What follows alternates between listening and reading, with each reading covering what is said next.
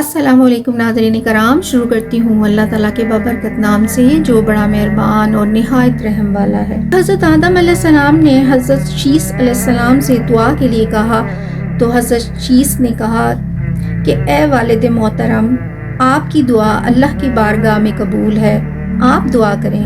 تو حضرت آدم علیہ السلام نے کہا میں گندم خوری کی وجہ سے اللہ کی بارگاہ میں شرمندہ ہوں، تم پاک صاف ہو۔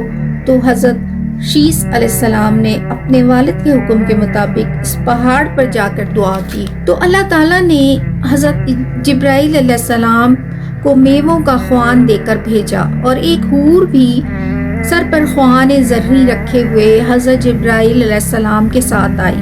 جب حور چہرے سے نقاب ہٹا کر حضرت آدم علیہ السلام کے سامنے حاضر ہوئی تو حضرت جبرائیل علیہ السلام سے حضرت آدم علیہ السلام نے کہا کہ یہ کون ہے؟ تو حضرت جبرائیل علیہ السلام نے کہا کہ چونکہ آپ کی تمام اولاد جڑواں ہوئی سوائے حضرت شیث علیہ السلام کے جو اکیلے پیدا ہوئے، تو اللہ تعالیٰ نے اسے حضرت شیث کی زوجیت کے لیے بھیجا ہے۔ بعض روایات میں ہے کہ وہ حور واپس چلی گئی اور بہشت میں ان کی منتظر ہے، اور بعض روایات میں ہے کہ حور کی شادی حضرت شیث علیہ السلام سے ہوئی۔ حور کی زبان عربی تھی اور اس کی تمام اولاد عربی بولتی تھی۔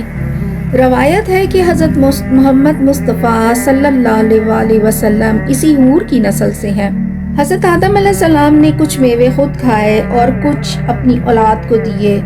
وہ میوے جس نے کھائے وہ عقل و دانش میں بے مثال ہوا۔